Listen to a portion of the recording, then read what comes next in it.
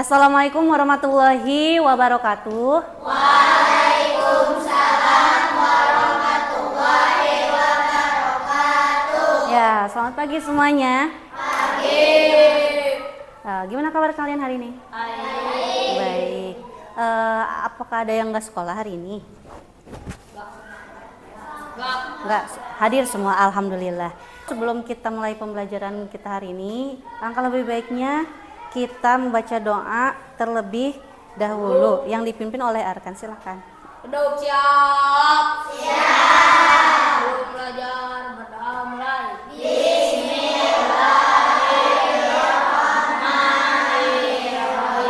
Alhamdulillahi rabbil alamin. Ar-Rahmanir Rahim. Maliki yaumiddin. Iyyaka na'budu wa iyyaka nasta'in. Ihdinas siratal mustaqim. Siratal Rabbi.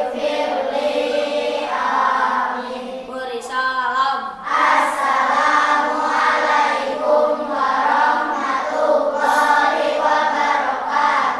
Ya, waalaikumsalam warahmatullahi wabarakatuh. Semoga dengan doa kita, pembelajaran kita hari ini berjalan dengan lancar ya. Coba, Ibu mau bertanya. Kalian sebelum berangkat ke sekolah, apa yang kalian lakukan? Sholat. Makan. Mandi pasti. Nah, ya. Oh, beres-beres rumah dulu. Ya, baru ke sekolah. Ya. Itu dilakukan setiap hari seperti itu dan berulang dan dikerjakan sendiri ya, tanpa bantuan siapapun. Oke ya. Nah, dari apa yang kalian sudah lakukan setiap harinya, rutinitas setiap pagi seperti itu, secara tidak langsung kalian sudah melakukan yang namanya kegiatan yang bersifat berpikir komputasional. Kok bisa, Bu? Yuk kita lihat ya. Sebelum Ibu menyampaikan tujuan pembelajaran kita hari ini ya, Ibu mau kalian melihat sebuah tayangan dulu yang sudah kalian tadi jelaskan ya, kegiatan kalian pagi-pagi. Habis mandi, lanjut sarapan, bantuin ngepel. Lanjut sarapan. Sama nggak dengan kalian tadi yang kalian sebutkan? Siap berangkat. Kegiatan sebelum ke sekolahnya. Ada yang sarapan dulu, ya kan? Berangkat sekolah. Ya. Rutinitas Nah, ada yang sholat dulu, mandi, ya kan? sampai berangkat sekolah. Sholat subuh dulu. Beresin kasur. Siapin bekal. Ada yang nyiapin bekal? Baju. Makan sendiri? Siapin seragam. Enggak. Habis mandi, lanjut sarapan, bantuin ngepel. Ada tadi yang bantuin ngepel ya, Fajri ya. Bantuin ngelap karpet. Nah, ada. Siap-siap berangkat. Pamitan dulu. Bismillah. Bismillah. Berangkat Jangan lupa sekolah. bismillah sebelum berangkat. Rutinitas Nah, sama kan dengan apa yang kalian tadi sampaikan. Nah, dari yang kalian tadi tonton dan yang kalian tadi sampaikan, Ibu akan menyampaikan pembelajaran kita hari ini. Apa sih yang akan kalian terima dari Ibu ya? Pertama, tujuan pembelajaran kita ini ada kalian mampu menjelaskan pengertian berpikir komputasional.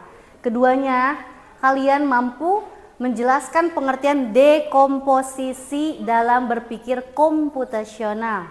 Dan yang ketiga, kalian bisa menerapkan strategi sederhana secara berkelompok. Ya, jadi hari ini kita akan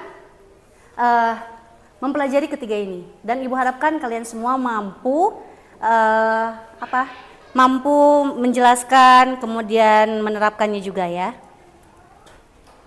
Nah, lalu apa sih berpikir komputasional ini? Kira-kira dari yang tadi kalian lihat dari tayangannya, dari yang kalian sebutkan, kira-kira komputasional itu apa?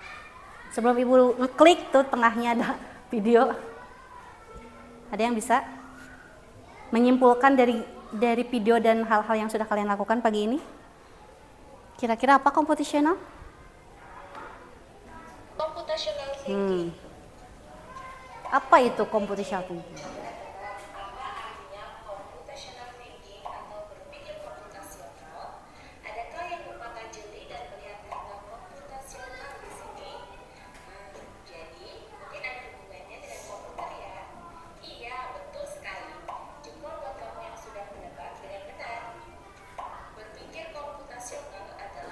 proses berpikir untuk menyelesaikan masalah dengan efektif dan efisien. Proses berpikir ini dilakukan sebelum mulai menulis coding atau pemrograman. Jika sudah direncanakan dengan baik, maka coding yang ditulis akan sesuai dengan kebutuhan dan dapat diselesaikan dengan cepat dan tepat. Tapi ternyata berpikir komputasional juga bisa dilakukan tanpa komputer dan internet loh. Nah, barusan apa? Berpikir komputasional katanya tidak hanya dilakukan oleh komputer. Ternyata kalian manusia ini juga bisa melakukan hal sama seperti komputer. Ya, melakukan kegiatan dengan berbagai langkah. Gak mungkin kalian bangun tidur langsung ke sekolah. Mungkin gak. Ada beberapa hal yang harus kalian lakukan. Langkah-langkahnya sebelum ke sekolah itu apa? Sama seperti ini ya. Yuk lanjutkan lagi. Malah sebenarnya kita pun sudah menerapkannya dalam kehidupan sehari-hari, mulai dari Menggosok gigi. tugasan pelajaran, Menyiapkan tas. Wah, kalau kita sudah bisa menerapkannya setiap hari, berarti kita semua sudah mahir loh. Otak kita jauh lebih jenius dibanding komputer ternyata ya. Pada masalah yang sederhana, masih banyak nih masalah yang lebih kompleks, seperti misalnya mengatur keuangan bulanan, apa yang harus dilakukan kalau kamu tersesat di tempat baru, hingga memilih jurusan dan karir. Lalu yang lebih penting lagi, ketika kamu dewasa nanti, kamu akan menghadapi era industri 4.0 dan 5.0. Kamu perlu kecakapan untuk memanfaatkan dunia digital, mulai dari mencari dan memilah informasi yang kamu perlukan, hingga menggunakan informasi itu untuk membuat keputusan penting dalam hidupmu. Menghadapi masalah kompleks kehidupan di masa sekarang dan masa depan ini mirip seperti Merencanakan coding yang menggosok gigi. tugasan pelajaran. Menyiapkan tas. Wah, kalau kita sudah bisa menerapkannya setiap hari, berarti kita semua sudah mahir loh. Otak kita jauh lebih jenius dibanding komputer ternyata ya. Pada masalah yang sederhana, masih banyak nih masalah yang lebih kompleks, seperti misalnya mengatur keuangan bulanan, apa yang harus dilakukan kalau kamu tersesat di tempat baru, hingga memilih jurusan dan karir. Lalu yang lebih penting lagi, ketika kamu dewasa nanti, kamu akan menghadapi era industri 4.0 dan 5.0. Kamu perlu kecakapan untuk memanfaatkan dunia digital, mulai dari mencari dan memilah informasi yang kamu perlukan, hingga menggunakan informasi itu untuk membuat keputusan penting dalam hidupmu.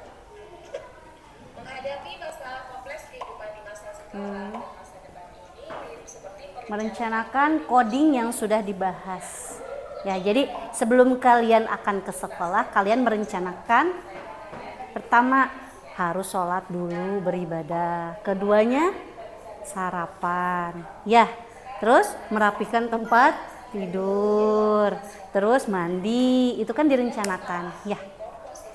Nah, dekomposisi. yang membagi masalah kompleks ke bagian yang lebih kecil agar mudah diselesaikan. Misalnya kamu ditunjuk jadi ketua panitia lomba 17-an. Maka untuk memudahkan pelaksanaan, kamu bisa menunjuk panitia bagian acara, konsumsi, publikasi, keamanan, dan lainnya. Yang kedua, adalah mencari kesamaan dan di antara bagian-bagian masalah kompleks yang sudah dipecah. Misalnya, kamu bagi lipat dan menyimpan jemuran di rumah. Maka kamu perlu bisa mengenali jemuran milik ayah, ibu, kamu, adik, dan milik bersama seperti spray, handuk, dan lainnya. Ini karena jemuran-jemuran itu perlu disimpan di tempat yang berbeda. Yang Ketiganya ada abstraksi. artinya fokus pada informasi yang penting saja, mengabaikan detail yang tidak diperlukan. Misalnya kamu hendak menceritakan pengalamanmu berwisata ke luar kota. Tentunya kamu mengalami dan menceritakan Jadi hanya hal-hal penting aja, yang seru-serunya aja nih yang kalian ceritakan ke orang lain. Itu masuk ke bagian abstraksi. Memilah hal yang penting dan mengabaikan yang tidak pentingnya. Itu abstraksi. Nah, ada terakhir nih, ada algoritma. penyelesaian atau membuat aturan yang diikuti untuk menyelesaikan masalah. Misalnya kamu diberi daftar belanja di supermarket oleh ibu, ada minyak goreng, Pernah kalian begini? Sering? Kalau disuruh ke warung, nih daftarnya, beliin ini. Sering ya? Asik. Nah, kalau seperti ini, satu cara yang efisien misalnya mulai dengan mengambil barang yang paling dekat dari pintu masuk hingga terakhir yang paling dekat dengan kasir. Nah, itu dia 4 landasan berpikir komputasional yang perlu diterapkan untuk memecahkan masalah. Nah, jadi di berpikir komputasional ini ada 4 poin penting yang harus kalian pahami ya. Pertama tadi ada dekomposisi dulu, yang mana memecah atau membagi masalah besar menjadi bagian-bagian kecil ya. Keduanya ada pola ya, ada pola. Kemudian ada pengenalan pola, ketiganya ada abstraksi yang tadi yang memilah hal yang penting dan mengabaikan yang tidak penting, dan terakhir ada algoritma yang melakukannya sesuai langkah-langkah ya. Tadi kan contohnya apa, ketika kalian ke supermarket sudah ada daftarnya nih, kalian pasti akan mencari yang paling dekat dulu dengan daftar yang kalian bawa ya, biar nggak harus ngubek satu supermarket ya kan ya. Nah lalu berikut, apakah ada cara untuk mengasah kemampuan berpikir komputasional? Tentu ada. Selain bisa coba kamu terapkan ke masalah sehari-harimu, kamu bisa juga latihan soal untuk mengasahnya. Nah, Misalnya, gurumu akan memberikan soal-soal computational thinking. nah ini selain kegiatan sehari-hari yang tadi, contohnya ternyata sehari-hari di kegiatan kelas kita juga di berbagai macam kegiatan mata pelajaran ada ternyata nih berpikir komputasional ini ya. Contohnya tadi di IPAS, di matematika. Coba kalian masih ingat gak atau kalian pernah gak mengerjakan soal yang contohnya misal begini di matematika ya, misalkan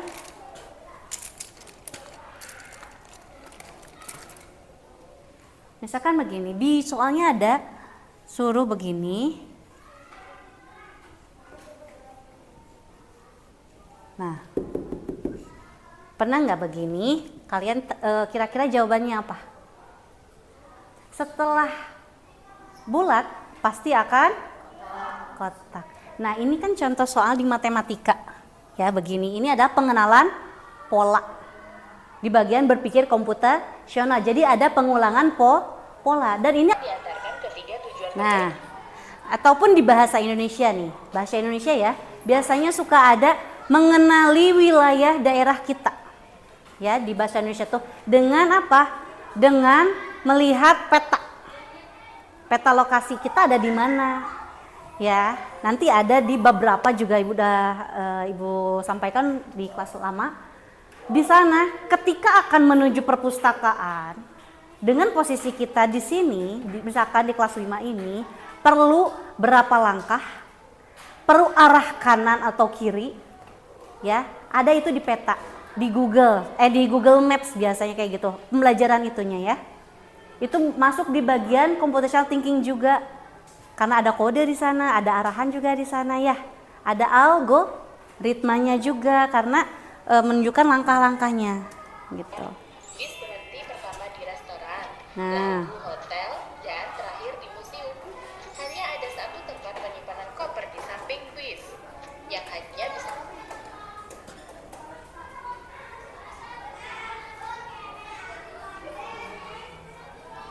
Jadi sudah kebayang ya berpikir komputasional itu seperti apa? Ya, sudah kebayang kan? Sekarang lanjutkan lagi. Ini contoh kegiatan yang ada di sekolah. Contohnya Ibu contohkan untuk menata perpustakaan. Karena menata perpustakaan itu hal yang sangat besar ya, masalah besar. Kenapa bisa disebut masalah besar? Coba lihat dari langkah-langkahnya yang harus dikerjakan. Ya, pertama ada perencanaan awal. Kita harus merencanakan dulu perpustakaan itu akan seperti apa, buku-buku yang akan dimasukkan di perpustakaan itu apa.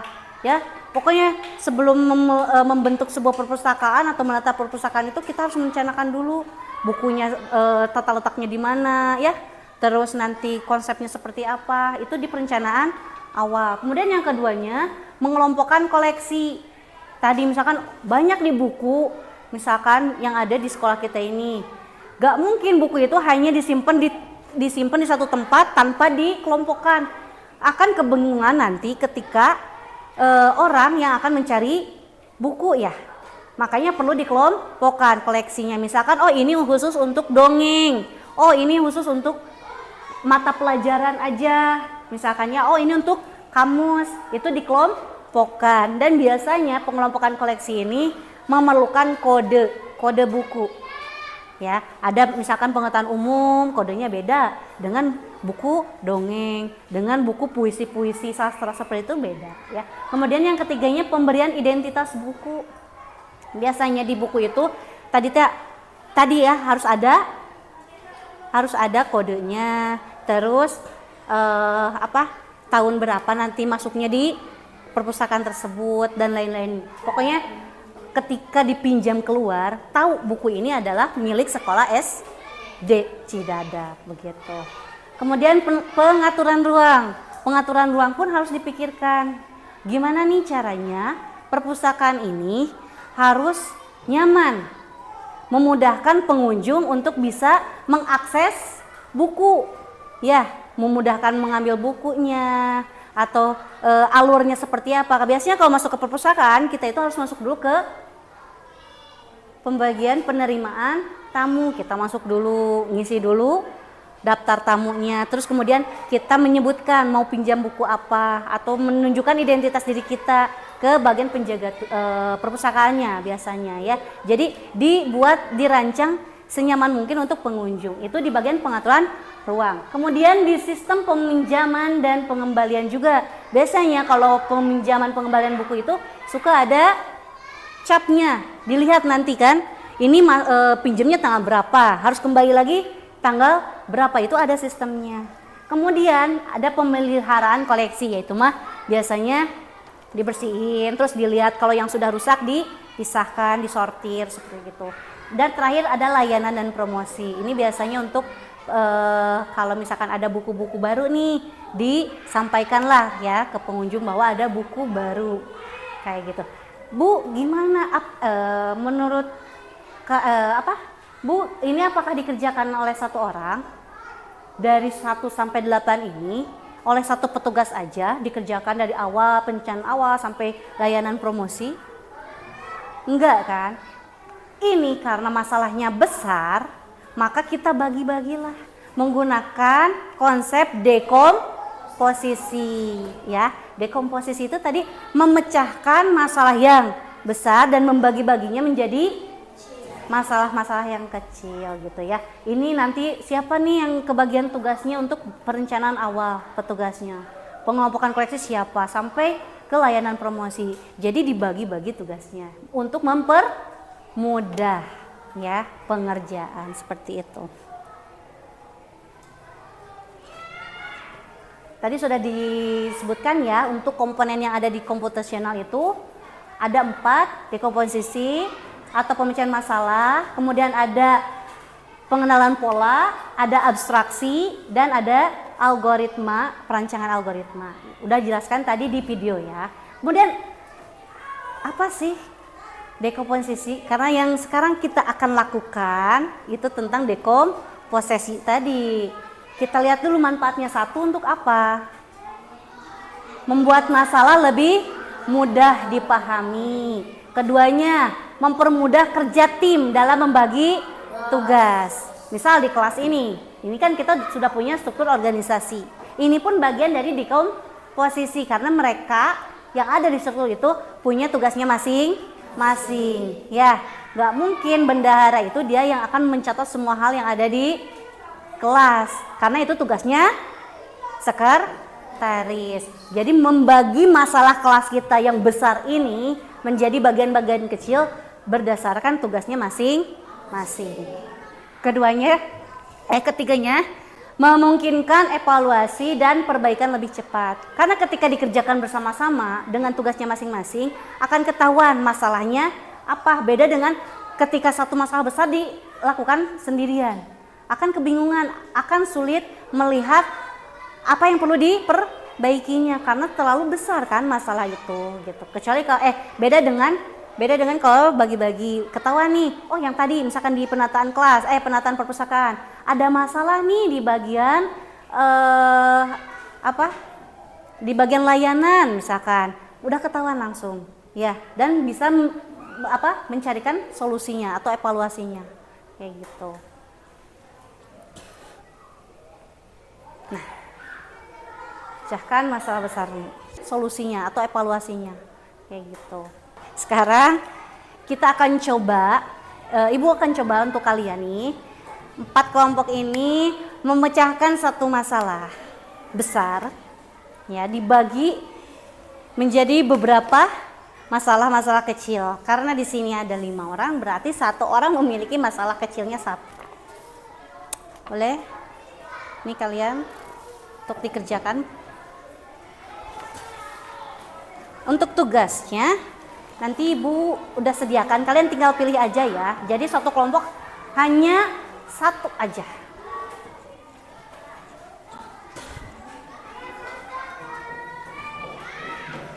Nah, ini adalah masalahnya. Ada 4, kalian pilih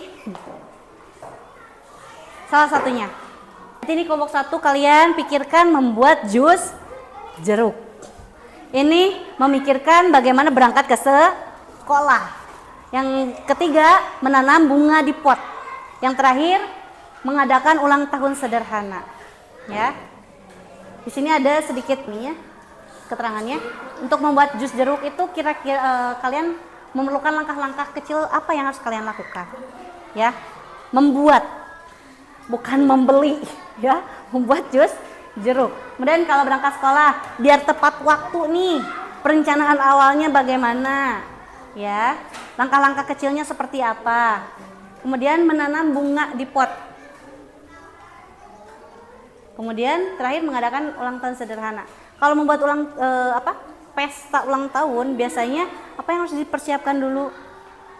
Kalau misalkan kita kan membuat perencanaan, ya, membuat perencanaan, terus nanti konsepnya mau bagaimana, terus apa, sampai acara itu terselenggara itu, apa aja langkah-langkah yang harus kalian lakukan, ya.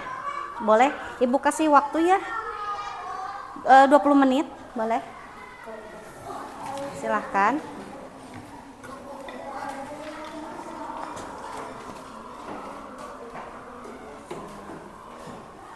Nanti setelah selesainya Ibu minta disampaikan ke depan.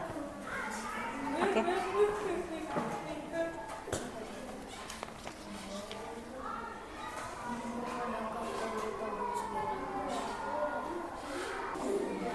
Ayo.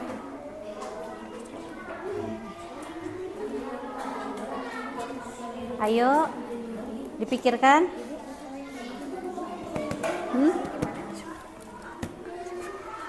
Ayo dipikirkan.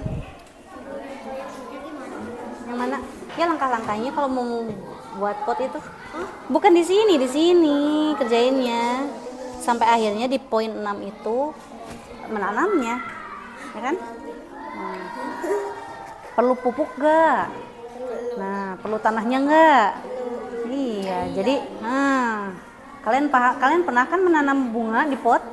Nah, pikirkan lagi tuh langkah-langkahnya seperti apa. Nanti yang kebagian tugas ngambil nyari tanahnya siapa? Misal si Abil ya. Nanti Abil misalkan kebagian mencari tanahnya. Misalkan Raden yang kebagian membawa pupuknya gitu. Ya.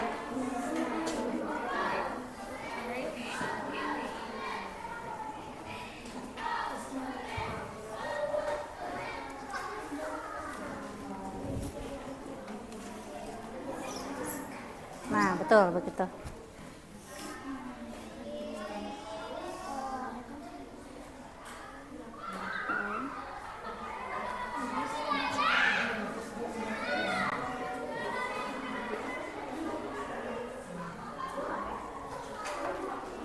Sudah? Selesai? Belum selesai? Ya.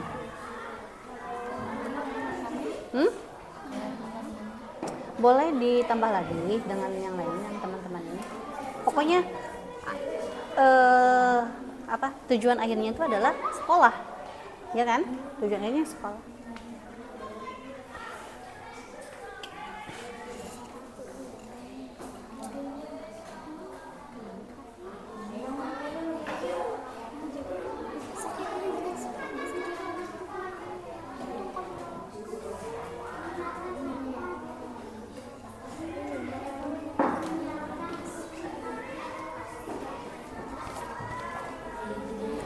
Oke, kalau sudah Ibu mau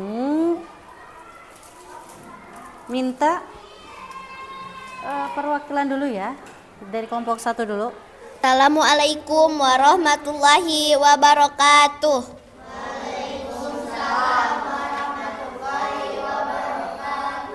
Kami dari kelompok 4 ingin mempresentasikan hasil kerja kelompok kami. Dan yang bertugasnya adalah Usman. Menghiasi dan menata ruangan adalah Ainun. Menjaga keamanan acara adalah Ihsan. Terus tujuan akhirnya?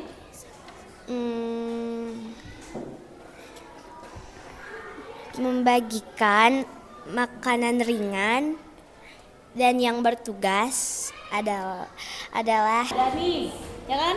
Dekorasinya udah bagus, ya. Terus menyebar tamu undangannya ada nggak? Jadi nggak ada tamu undangannya, hanya kegiatan apa namanya? Kegiatan yang kosong berarti ya, tanpa ada tamu undangannya, nggak ada pengisi acaranya. Tiba-tiba dibagikan kue, bagi kuenya ke siapa? Ya, bagi kue atau bagi? Assalamualaikum warahmatullahi wabarakatuh.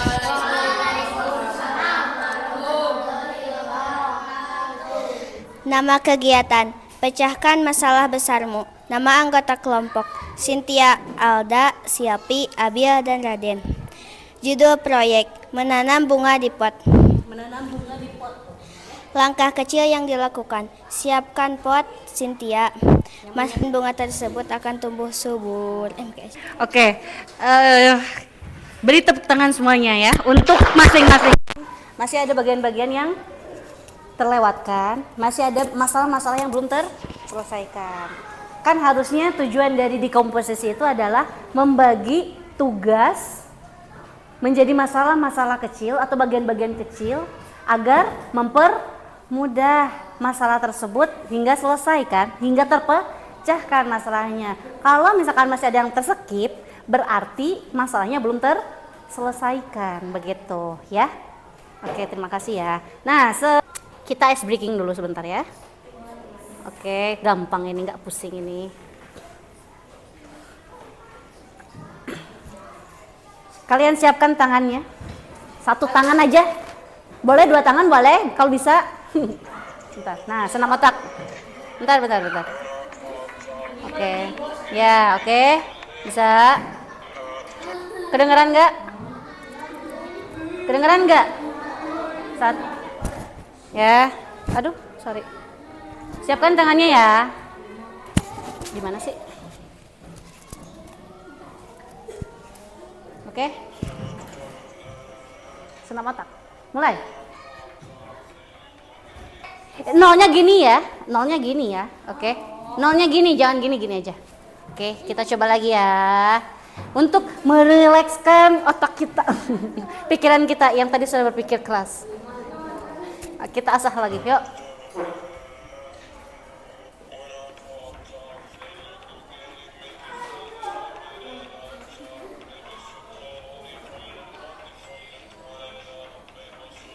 Berhasil? Berhasil nggak? Nggak berhasil? Cung yang berhasil? Nggak ada yang berhasil? Fokus. Sekali lagi. Ayo sekali lagi ya, sekali lagi. Lihat sini makanya, kelihatan kan? Oke. Siapkan.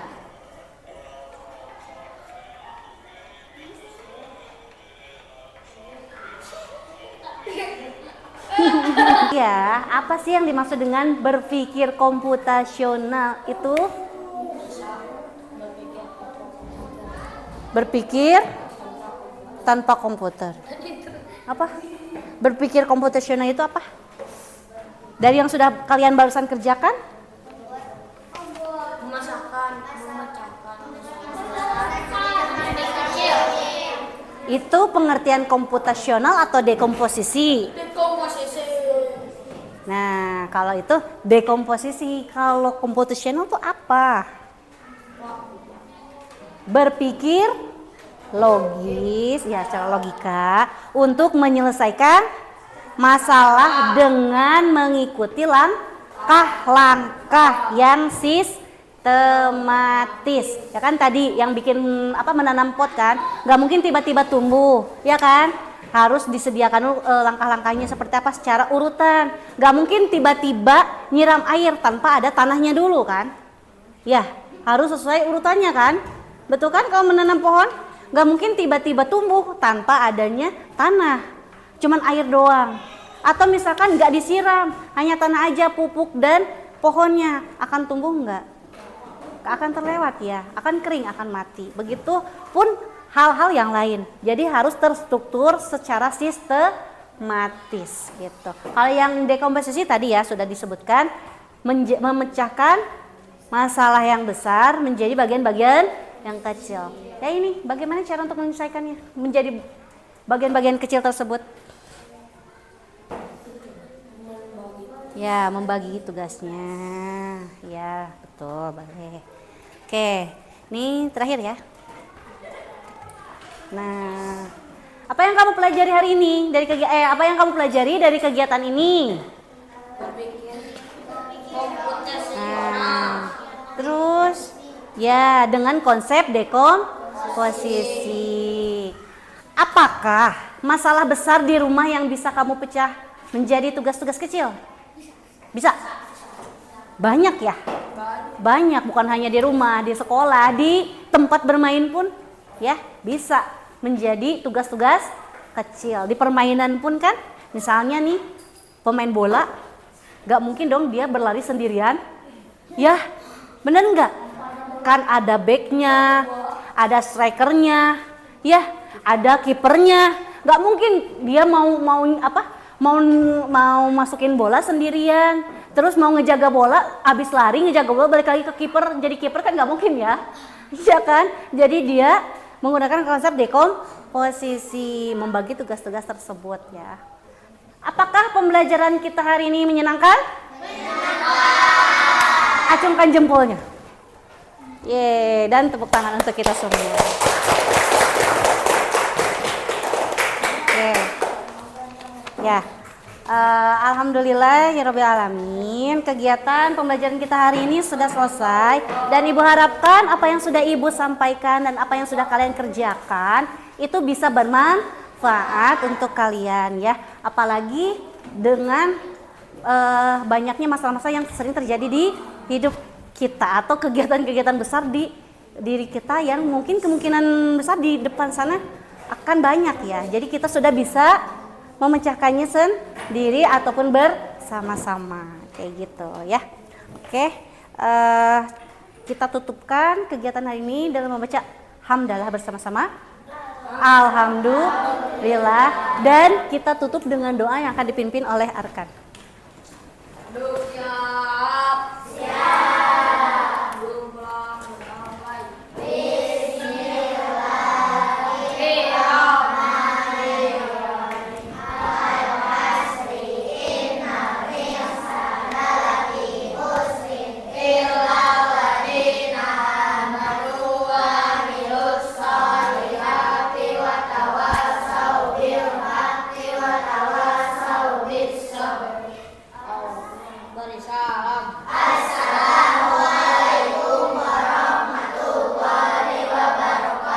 Ya, waalaikumsalam warahmatullahi wabarakatuh. Sampai jumpa besok hari ya.